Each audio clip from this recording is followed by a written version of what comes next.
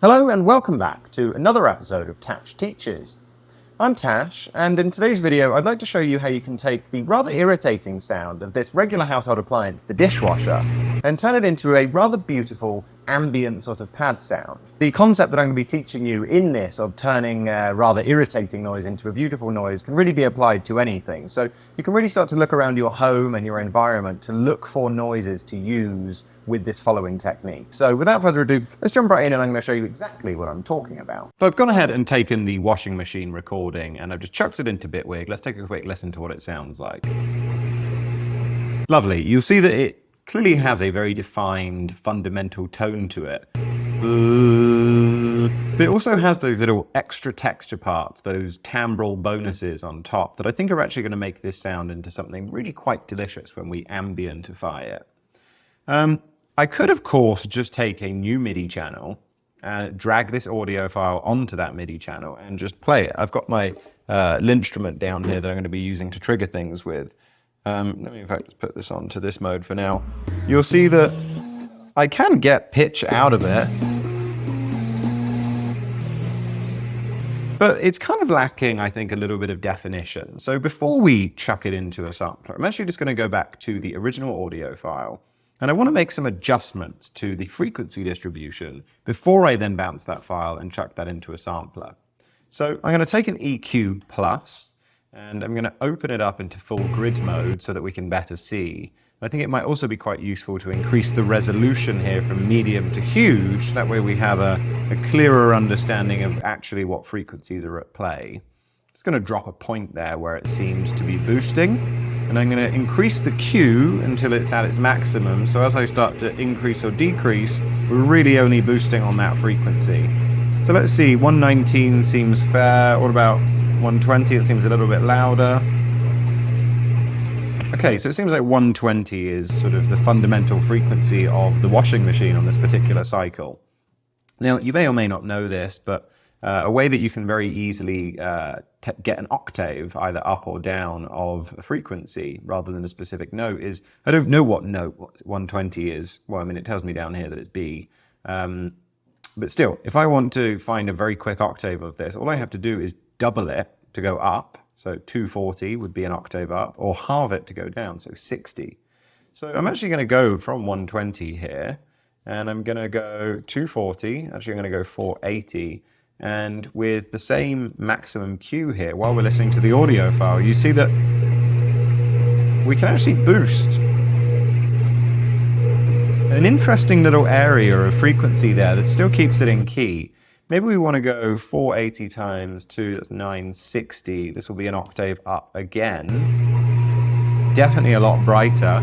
Maybe we want to actually add both of those. So 960, we'll do 40, we don't need to go up 30. And I think that's quite an interesting little combo of sounds. I might roll off a little bit of the low end below our fundamental frequency.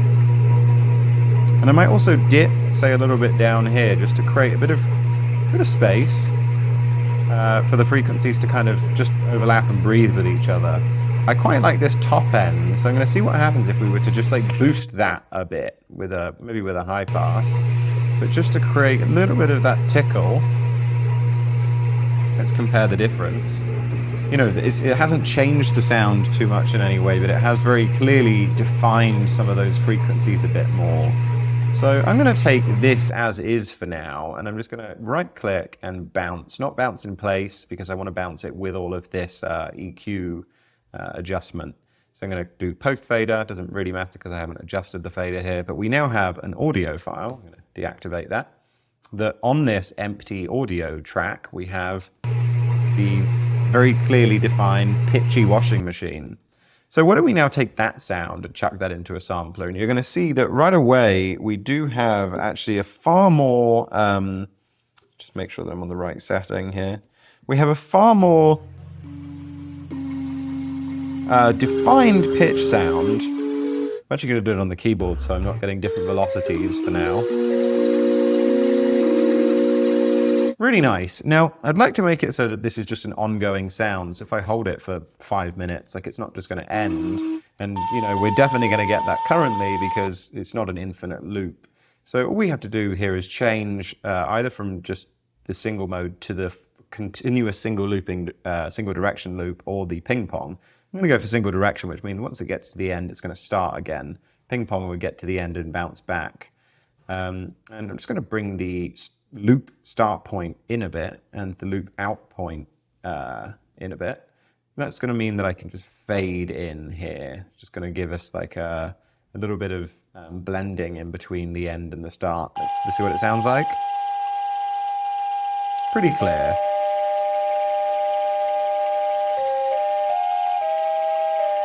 Really cool. And you can see in there that we've got this really interesting frequency because we've got all these little extra textures of the water driplets on the back of the washing machine door, or the sound of the rotor fan spinning around, or whatever has come together to create that very interesting texture. They're going to sort of be dancing off of each other as we play them back at different pitches. Another thing that could be quite nice is every time I play a note, it's starting at the same point from the beginning. It could be quite cool that every time we play a note for it to start at a different random start point, and then obviously continue looping as we've already done. So for that, I'm going to take a random modulator, and I'm going to open it up and change the trigger mode so that every time we play a note, it holds that value until the next time. So this is just going to, if we use this as a modulation source to bring the play up, which is the start point here, you're going to see that each one of these is starting at a different point.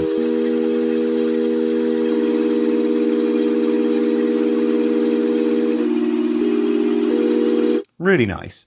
Now, to make this a big lush ambient sound, we probably want to increase the release a bit. I'm going to bring it up to about just over 3 o'clock to see what this sounds like. Quite nice, and I'll maybe go even a little bit longer. But we've got that very defined sort of pluck sound. I think for this sort of ambient noise, we're going to increase the attack a fair amount. And let's just see what it sounds like playing a sort of chord in like this. That's really nice. Now, because we've got this long release, if I were to let go now, you'll see that that sound just gently dies out. However, if I were to play that chord, take my hands off, and now try and play it again, it's completely cut out the sound. And that's because of the fact that Bitwig is stealing the same key. This is a feature that we can turn off on almost all synths, I believe, in Bitwig. Over here, if we turn off steal same key, that's going to basically create, as far as I understand it, a duplicate voice. So that when you do play a chord or some sort of note and it's fading out, if I play another one, it's just going to swell in. So it's going to basically allow for you to add multiple. And if the thing that I'm playing right now, if I tried to do this with steal same key on, notice what we get. Doesn't sound good at all. So for doing these really lush texture builds, particularly with something like the instrument, you know, it's really going to come in quite handy to turn that off. Next up, I think it'd be quite good to have it so that if we are just holding a single voice, that there's a little bit more motion happening on that. And one of my favorite things for this is taking another random modulator, but this time, instead of making it synced to a note or to the tempo, or be jagged, hard values, I want a nice, smooth moving one at a relatively slow speed. We'll go for like a quarter of a hertz there.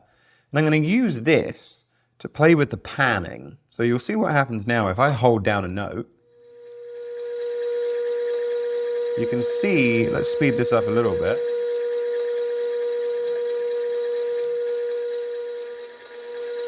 You can see that that note is coming in and out of the right-hand side of the speaker. By changing the random to bipolar, we're then going to have the possibility for a note to go all the way to the left as well. And because of the fact that this random is, if we right-click on it, automatically set to per voice, if I were to play another note now, it's not going to be panned at the same place at the same time. We're going to have this sort of dancing effect. So check this out.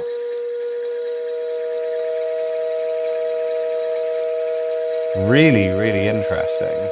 Let's bring in another note. Maybe another one.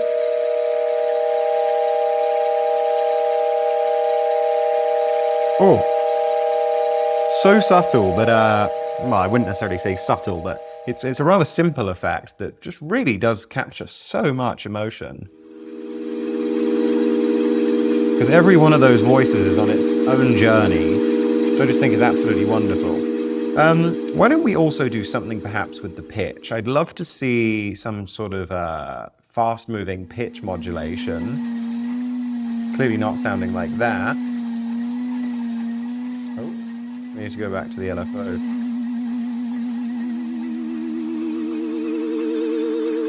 I'm just trying to find a speed that feels good and not too deep. So maybe we'll go to like 0.35 of a semitone. And I also don't want for this to come in straight away. I'd like for this to be a thing that when a note is held for a while, it eventually starts to wobble, but it doesn't come in straight away. So to do that, I'm going to take an envelope, an ADSR specifically, and I'm going to bring the actual amount that this pitch wobble is happening all the way down to 0. And then I'm going to use the envelope modulator to bring that amount up. And you'll see that as I press play, just this bass shape is giving us the shape of that envelope. So I want to create a really big, long attack. I'm going to put this to max. And you'll now see that if we go here, that it takes a little while longer, but it is smoothly going up. And all of these voices have their own journey again. So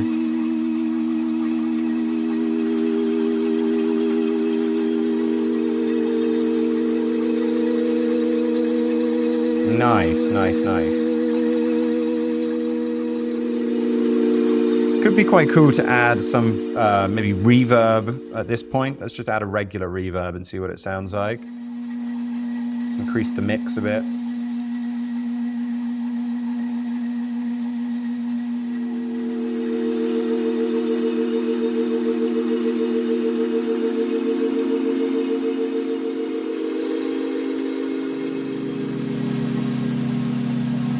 It's really lovely, that. What I'd also like to do is, before we dive too much more into the effects, I'd like to create maybe another layer. And so the way that I'm going to do that is go back to our original washing machine sound, and I'm going to maybe pitch this up an octave, maybe reverse it, and I'm going to change some of these textures here so that we can get maybe a different sound. If I stretch this out,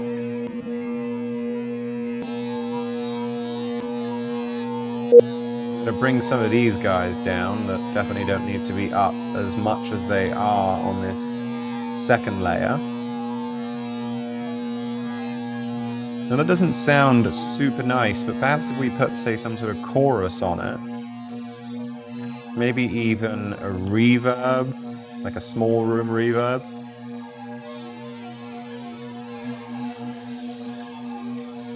I'm just trying to create like a really interesting texture here.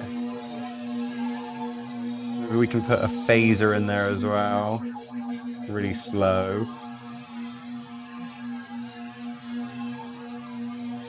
Put the reverb before all of this. Okay, let's just see what that sounds like, because this is obviously a very different sound. Let's just bounce that out. And I'm going to chuck that in as a layer by grouping this sampler we've got in here. I'm just going to drag in that big long file below, and this is our, let's just call it tone 2, and this is tone 1. Let's take a quick listen to what we've got by playing both at the same time. I'm actually going to go over just to my envelope settings here, and you'll see that because this one I've just added in is I haven't done anything to the attacks and the releases, I can actually just go over to the settings I've got here, right click and copy the value to all layers. And that's just going to copy over everything that I've done, except for the still same key, which we'll probably want to turn off there. Now, I don't know how this layer is really going to sound. I want to put on my loop setting again. But I feel like this could be a nice little extra layer to maybe even add on an octave up again. Like, it's not super powerful on its own, but turning it off, it's definitely adding something. And maybe we'd like to add some effects to that separately, maybe some sort of long delay plus. We could use maybe the reverse. What do they call this? I can't actually see because of it being underneath that, but whatever this extra reverb thing is that they allow you to do on the delay plus.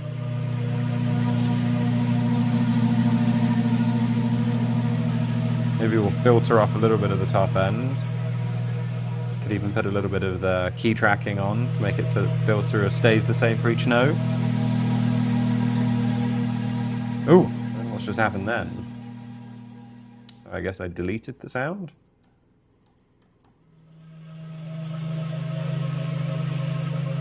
Now that sounds really nice. What might be a good idea as well is to say duplicate this first tone. And I'm going to make this into more of a pluck sound.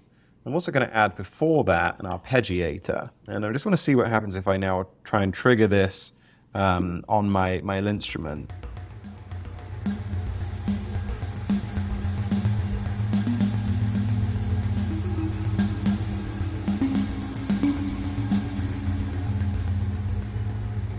Go off an octave.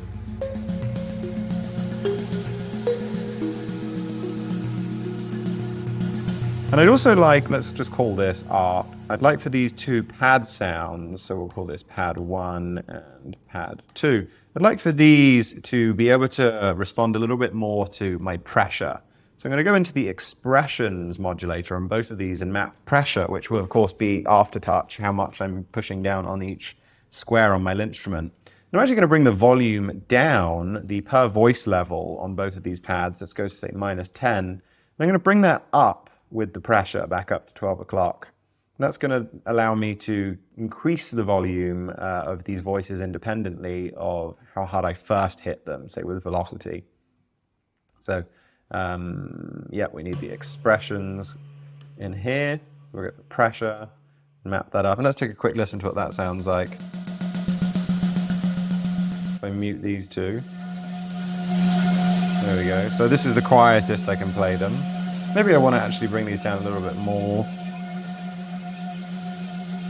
I don't want to do too much or it's going to be really obvious when I then let go of the key, which will sound a little bit weird. But of course, having a big reverb at the end can tie everything together quite nicely. Let's just bring another one of these bad boys in and maybe filter off a bit of the top end in this.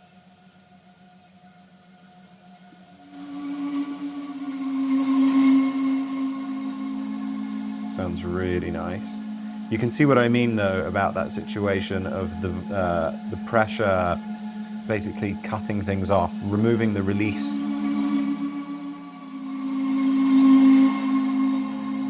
We can sort of fix that a bit by taking the release here, the release velocity, and using just a little bit of that to increase, if we let go, to increase the track voice. Now that's really nice, those two fusions. Let's start to bring in the ARP now. And maybe we can actually start this at a later point. Maybe put it on textures. We could slow it down, increase the grain size, pitch it up some.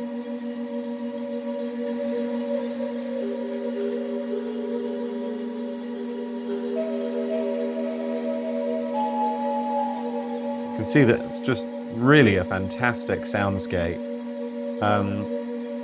Maybe I'd also like to have the ability for, instead of this being at 16th notes, let's just make this fully a sort of ambient vibe. Maybe the pressure of these could also indicate the speed at which the arpeggiator is happening. So let's try this out. We want to go down.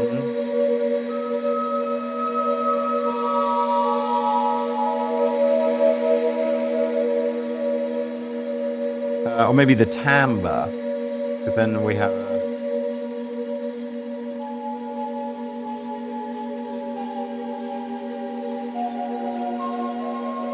Ooh, yeah, that sounds just phenomenal now. So now, depending on how hard I press each note in, and where on the note I press it, I'm going to have different speed of arpeggiation.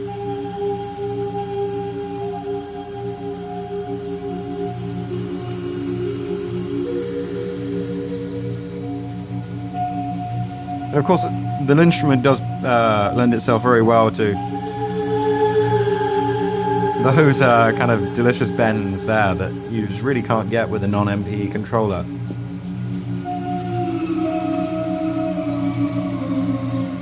Oh, just phenomenal.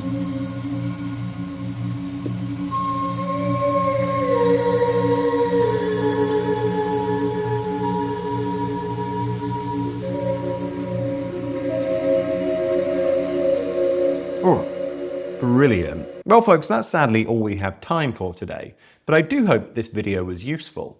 If you did enjoy it, please remember to like, comment, and subscribe, and smash that notification button too if you haven't already, in order to keep up to date with all of my future videos. I'm also going to be offering this Saturday at 11 AM Pacific Standard Time till 12:30 a 90-minute free masterclass focusing on Ableton and creating really interesting drum rhythms from recordings in your house.